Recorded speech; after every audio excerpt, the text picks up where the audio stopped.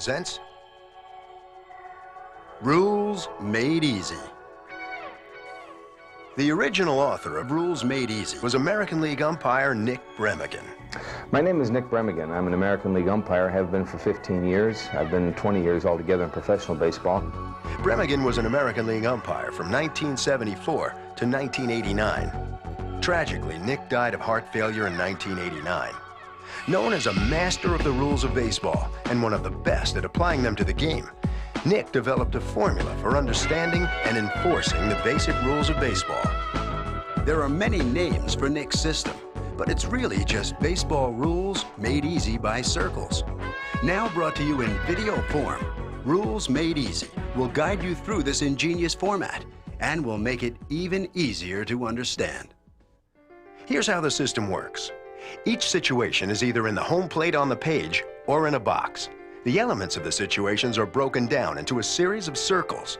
Following the red dot to these circles will take you to explanations of each situation with animated graphics or live action video that will help you to understand the rule and its enforcement.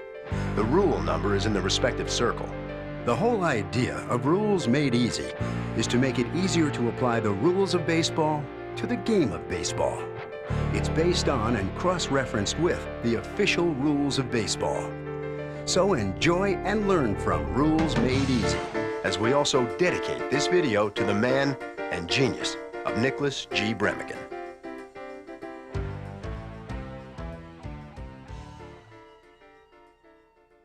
Now let's start with a catch.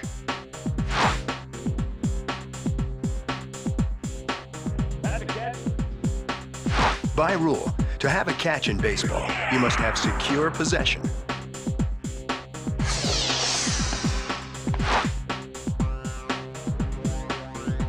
This would be secure possession.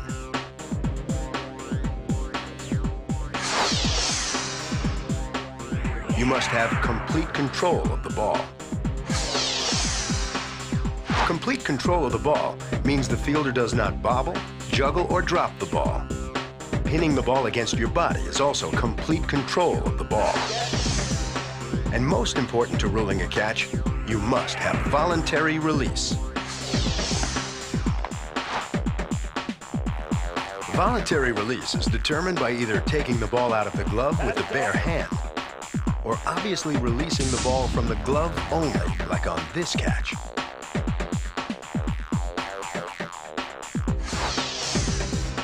And it is a catch if the fielder drops the ball in the act of throwing. The one call that is questioned the most is when this happens around second base on a pivot or double play. Here's one guideline you can use. Notice that the ball drops straight down. The fielder never had control of it and was not in the act of throwing, so no catch.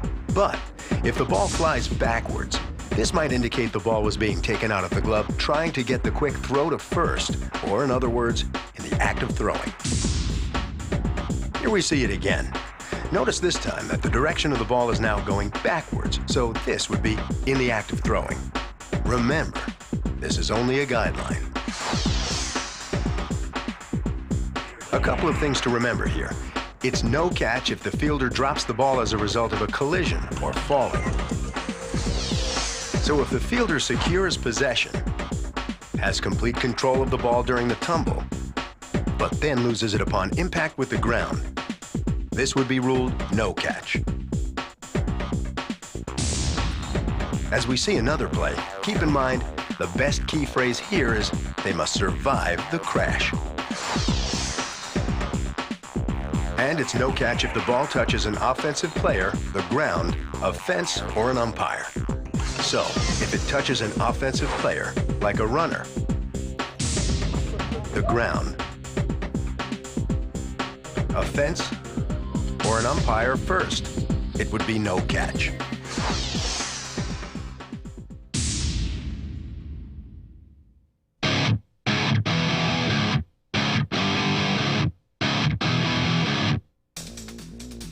The foul tip. A foul tip is determined if the ball is sharp and direct from the bat to the catcher's hand or mitt.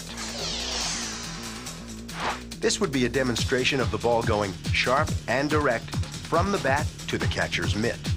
If there's any arc involved, it would be ruled a foul ball.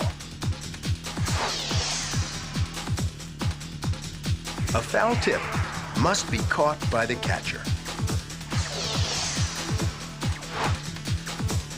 In the professional and NCAA rulebook, the foul tip must be caught by the catcher. But Federation or high school rules state if the ball is subsequently caught by any fielder, it is a foul tip.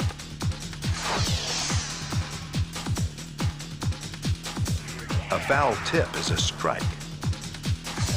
Any ball that is batted sharp and direct into the catcher's hand or mitt and is caught is a strike. When a ball is ruled a foul tip, the ball remains alive. For instance, here, when there's a foul tip, the ball would remain alive as the runner is attempting to steal second base. Runners are in jeopardy or can be tagged out. Using this same demonstration, the ball is foul-tipped, the runner is attempting to steal. The ball remains alive and the runner can be put out. It's not a catch if on a rebound, unless it first hits the catcher's hand or mitt. What we mean by this is that the ball must first touch the catcher's hand or mitt before anybody can catch it. If it makes contact with anything else first, it would be ruled a foul ball, not a foul tip. Repeat, it is not a catch unless it first hits the catcher's hand or mitt. So pay attention because it happens fast.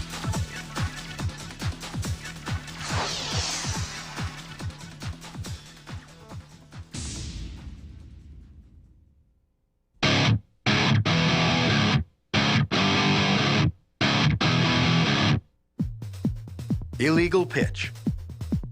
There are only two actions that cause an illegal pitch. Pitching with pivot foot not in contact with rubber. Here's an obvious example of the pitcher pitching with his foot not in contact, in fact, way in front of the rubber.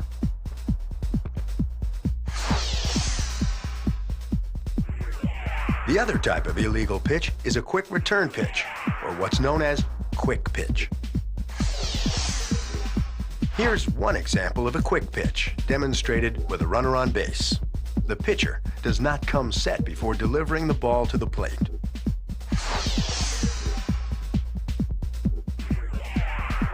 If there is an illegal pitch, it's a ball if the bases are unoccupied. As an umpire, here's how you would enforce it. Ball. 1 ball, no strikes, 1-0. That's a quick pitch. Time. That's a quick pitch with nobody on. That's 1 ball. 2-0 now.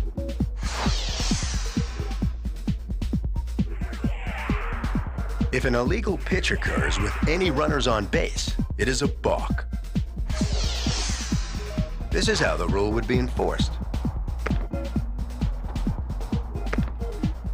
That's a balk! Time! That's a quick pitch with a runner on base. That's a balk. Runner, second base. In this case, it's no pitch because of the balk call. If the batter and all runners advance at least 1 base each, then you ignore the illegal pitch penalty.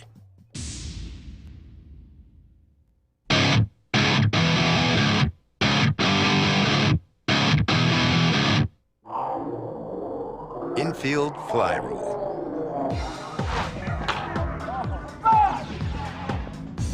Infield fly, better dog! The first element required is that it must be a fair fly ball. The ball must be in fair territory, and it must have an arc on it. An infield fly rule cannot be a bunt or a line drive. If the batter either bunts the ball or the batter hits a line drive with no arc, these cannot be ruled as an infield fly. Another important element is it must be ordinary effort by the fielder. Here are some guidelines for that. One way to recognize ordinary effort is if the fielder is squaring and facing his shoulders toward the infield as it camps out under the fly ball. Infield fly, Umpire's up! This would be ordinary effort. If the fielder is still running away as they catch it, it probably is not ordinary effort. Again, these are just guidelines. An infield fly rule can only be called with runners on first and second or bases loaded. So remember that infield fly situations only occur with runners on first and second or bases loaded. Also, for an infield fly rule, there must be less than 2 outs.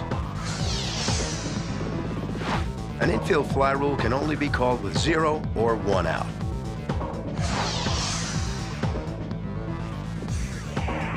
An infield fly can be caught by any fielder. In this infield fly situation, you'll see that the center fielder comes in to catch the ball. It was ruled an infield fly in flight, therefore any fielder can catch it. The results of the infield fly rule include the batter is out. It eliminates all force plays, which is why there's an infield fly rule, to protect the runners. Keep this in mind when calling the tough ones. In regards to the runners, it's the same as any other fly balls, except the base protects the runner hit by an infield fly. On this play, the runner is in contact with the base when struck by what had already been ruled an infield fly. The runner would have been out if not for the infield fly rule called.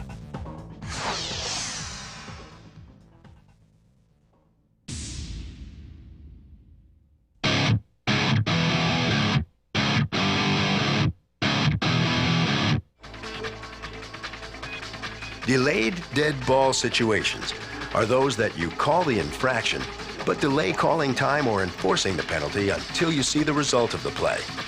There are 5 of these situations. Let's take a look at the first one. Catcher's interference, followed by a batted ball.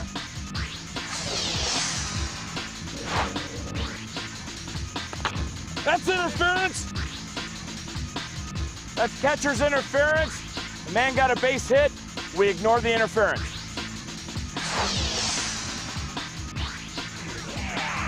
The next situation where you delay calling time is batter's interference, followed by a play or throw.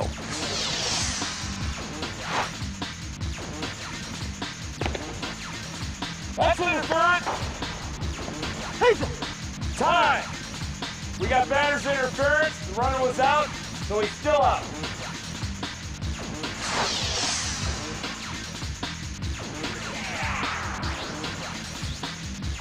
Another delayed dead ball situation is plate umpire's interference, followed by a throw.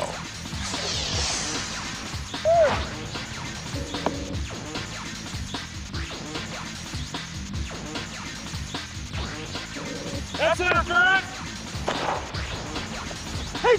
Time! We got umpire's interference. The runner's still on at second base. He's out.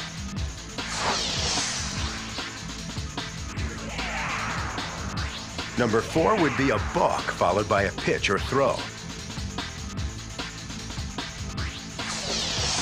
On this play, the pitcher commits a balk while throwing to first on a pickoff, creating a delayed dead ball situation, allowing the runner to advance past the base to which he would have been awarded for the balk. But since he went past the base he was awarded and was thrown out, he's out.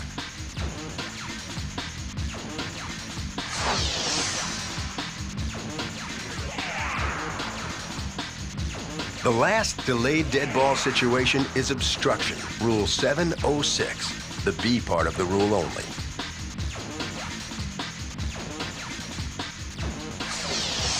Here, the batter runner is obstructed rounding first base. Because no play is being made on the obstructed runner, the play would proceed until no further action.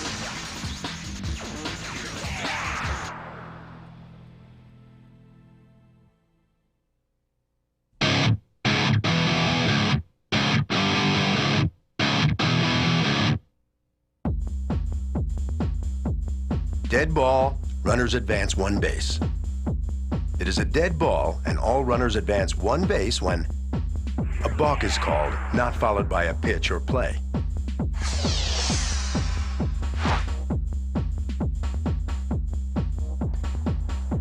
That's That's the ball! Time! You, second base.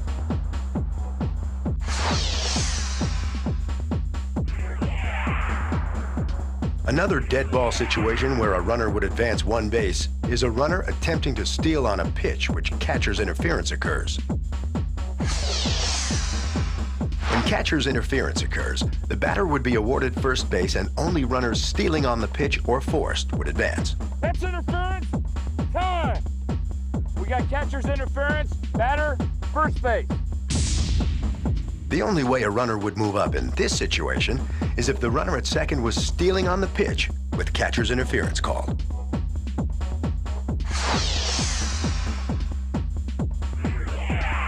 And in the unlikely case of a pitched ball lodging in the umpire's mask or equipment, the ball is dead and all runners advance one base.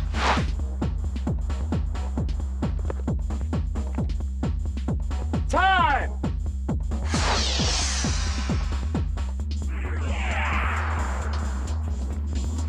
It is also a dead ball and all runners advance one base if a pitched or thrown ball by the pitcher from the rubber goes into dead territory. Here are a few examples of the most common ones, like on a pickoff. Time! Runner, second base. Or a ball that gets stuck in the backstop. Time! Runner, second base. Or a ball that goes into the dugout. Time! Runner, second base. Ball went to the dugout.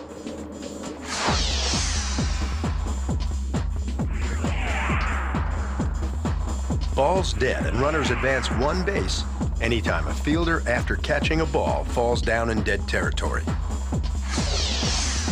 Anytime a fielder catches a ball and falls down either in the stands, dugout, or dead territory, the ball's dead and the runners advance one base.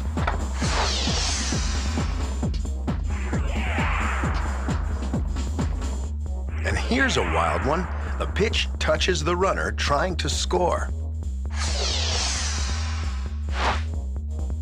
In the rare occasion that a legal pitch actually touches a runner attempting to steal home, the ball is dead and runners advance one base, not including the batter runner, just runners on base.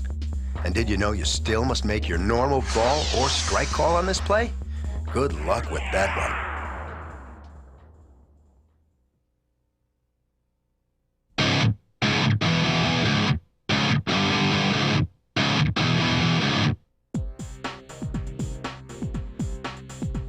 Dead ball, runners return.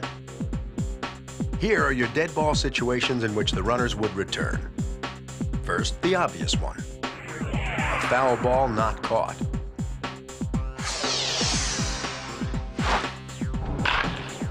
Foul ball.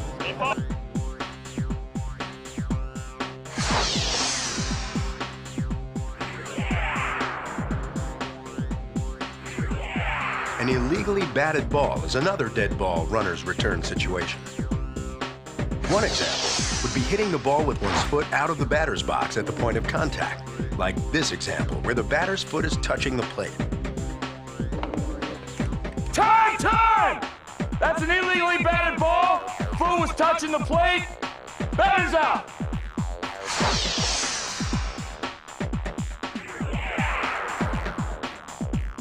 It is also a dead ball and runners return if there's plate umpire's interference, unless the base runner is thrown out. Here's the umpire's interference. Now here's the call. That's interference. Time! We got umpire's interference. The runner's still out at second base. He's out.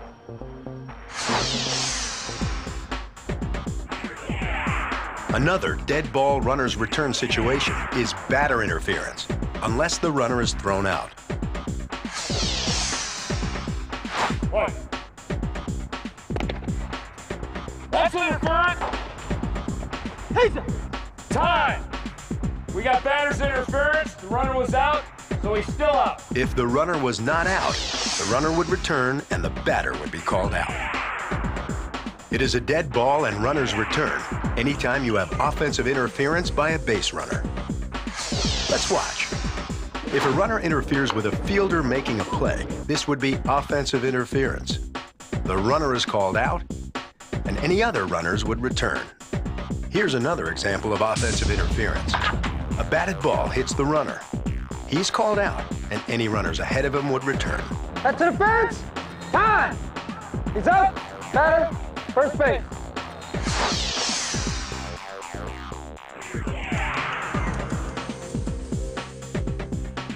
And finally, if a batter were called out for batting out of turn, the runners would return.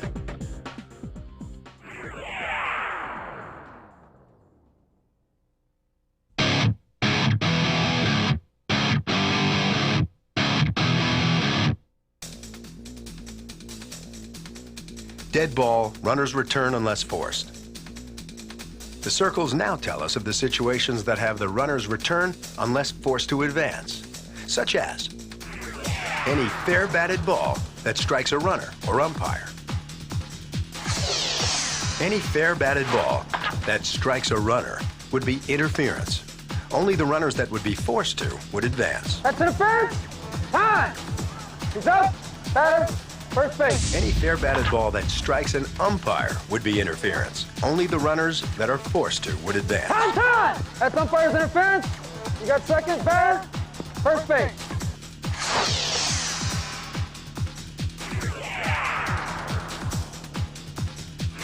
And in the case of catcher's interference,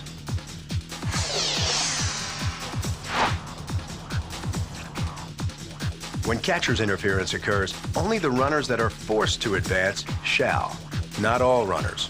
That's interference. Time. We got catcher's interference. Batter. First base.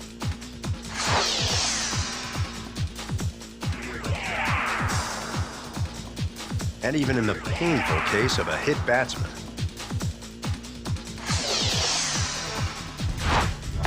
Time. Only the runners that are forced to move up.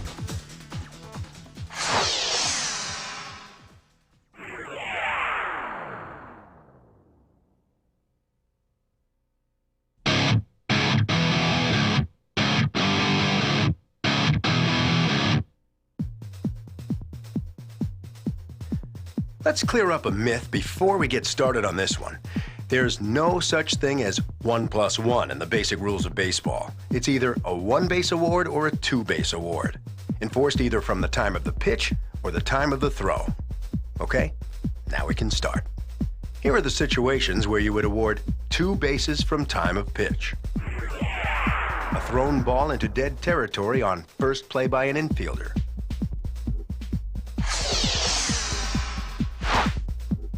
The batter hits a ground ball to the shortstop. The shortstop's throw to first base is the first play by an infielder. When the ball gets overthrown and goes out of play, the award of bases would be 2 bases from the time of the pitch, and the batter runner is awarded second base.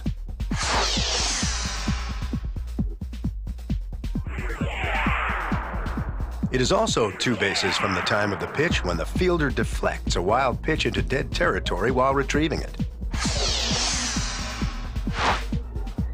Here, the catcher deflects the ball in the direction of the dugout. In his attempt to retrieve the ball, his action causes the ball to go into the dugout or dead territory. Here's how you would rule on that. Time! He kicked it in the dugout. That's 2 bases. Runner, third base. It is 2 bases from the time of the pitch. When a fair batted ball bounces over or flies through a fence, this is what is known as a ground rule double. But really, it's just 2 bases from the time of the pitch. Whether a fair batted ball bounds over the fence or through the fence, it's the same call, ground rule double.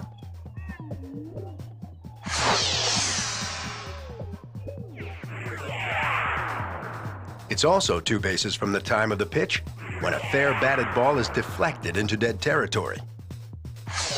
Anytime a fair batted ball is deflected into dead territory, no matter how long it takes or where the runner is when the ball goes dead, it's still a ground rule double, or 2 bases from the time of pitch.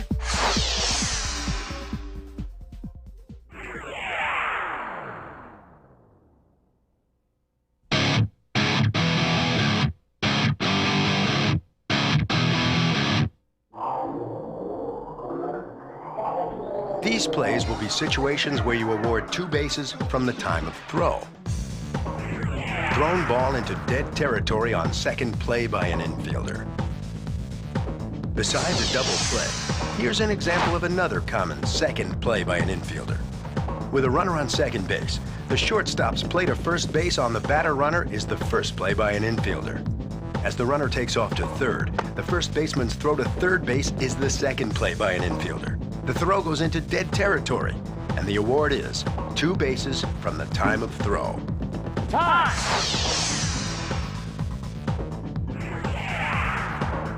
It is also 2 bases from the time of the throw on a thrown ball into dead territory by an outfielder. Anytime an outfielder throws a ball into dead territory like this, it is a 2-base award from the time of throw. Time! Time!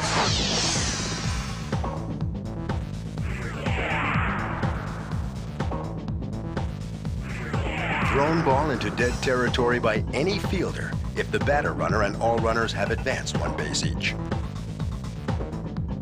Here's one example of that. With a runner on first, the batter runner singles to right field. The fielder throws the ball to third base, but the ball is cut off and thrown back to first base behind the batter runner, who had already rounded the bag.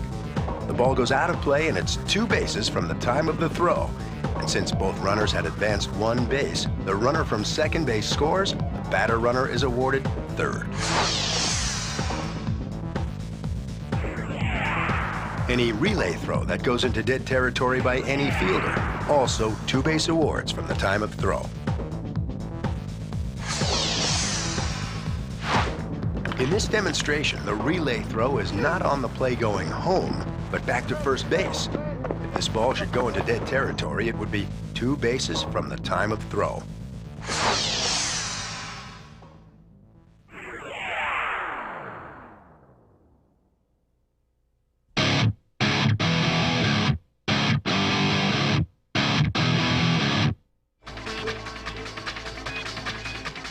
There are plays where you ignore the infraction if everybody moves up 1 base. Plays which proceed without reference to an infraction, provided the batter and/or runners each advance at least 1 base. Catcher's interference, followed by a batted ball, would be 1.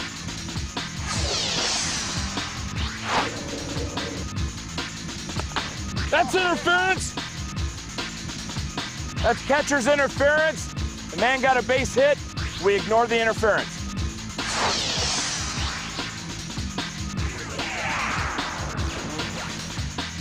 Another play that proceeds without reference to an infraction is a balk, followed by a pitch or throw.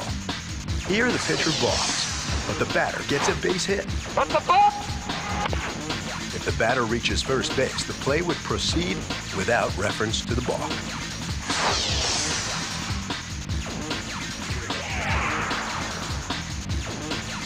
Another play would be an illegal pitch followed by a batted ball.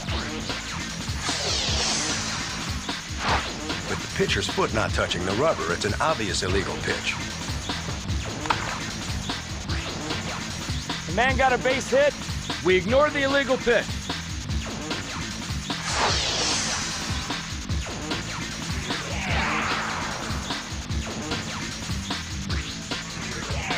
Even if the obscure one happened and the pitcher touching hand to mouth in the 18-foot circle, Pitcher with his mouth on the dirt.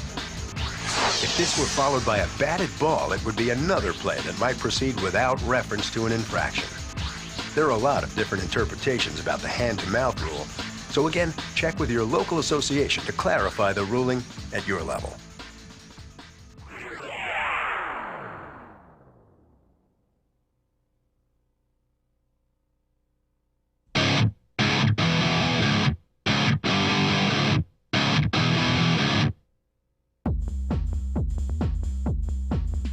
Okay, buckle your seatbelts, because the circles are now taking you to obstruction.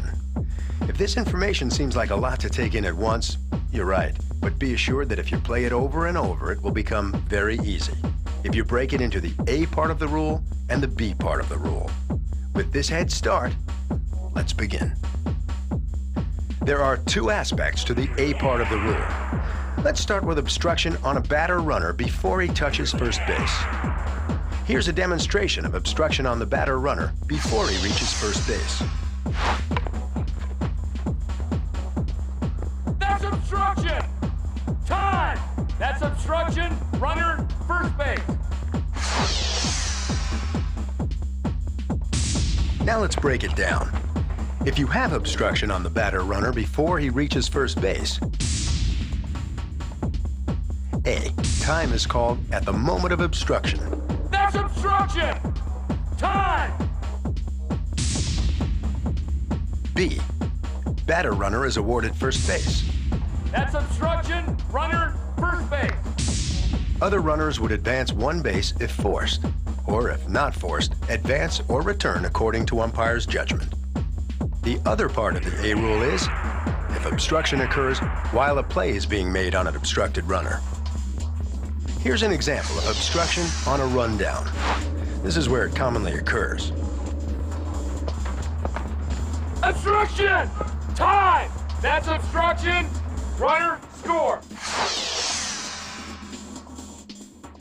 Now let's break this one down. If obstruction happens while a play is being made on the obstructed runner, A, time is called at the moment of obstruction. Obstruction! Time! B, obstructed runner is awarded at least one base. That's obstruction, runner, score. Other runners would advance one base if forced, or if not forced, would advance or return according to umpire's judgment. In both of these cases of the A part of the rule, time is called at the moment of obstruction. In the B part of the rule, or all other obstructions, you would let play proceed until a play is being made on the obstructed runner, or until no further action is possible. Here's an example of that type of obstruction. Batter hits a ball to right field and is obstructed rounding first base. You would let the play continue until they made a play on the obstructed runner or no further action.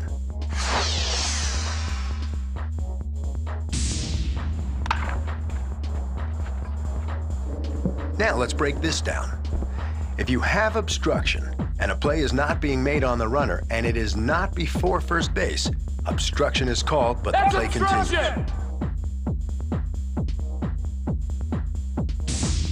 All other runners would advance or return according to umpire's judgment. So remember, play is being made on obstructed runner or on batter before he reaches first base. It's time at the moment of obstruction. All other obstruction, the play continues.